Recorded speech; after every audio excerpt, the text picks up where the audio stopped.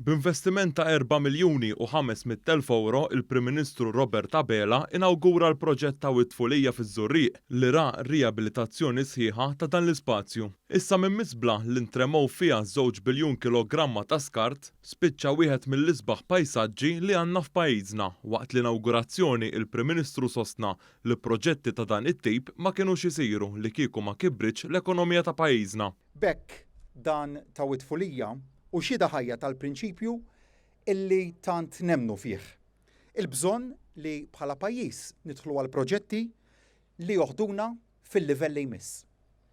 Fejn mhux nikkuntentaw bil-medja, mhux naqtaw qalbna mill-isfidi iżda minnhom noħolqu opportunità. Il-perit tal-proġett spjegat kif tpoġġew diversi saffi li jipproteġġew il-post minn diversi affarijiet. Li huma fosthom għandek nuqqas ta' rwejjaħ, nuqqas ta' produzzjoni ta' gassijiet tossiċi fl-arja, nuqqas ta' riskju ta' nar, kif ukoll qed tindirizza l-problema tal-ġrieden.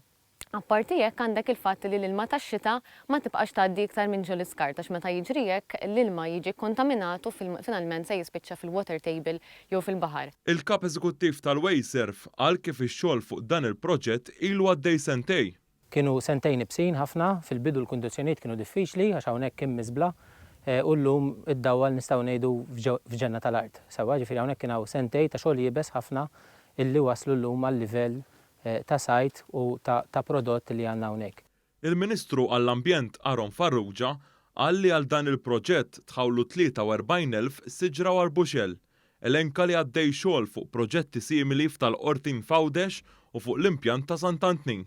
Is-Segretarju Parlamentari għal Fondi Ewropej, Stefan Zrinzo Zoppardi, qal kif aktar minn 3 miljun euro għal dan il-proġett ġew minn fondi Ewropej.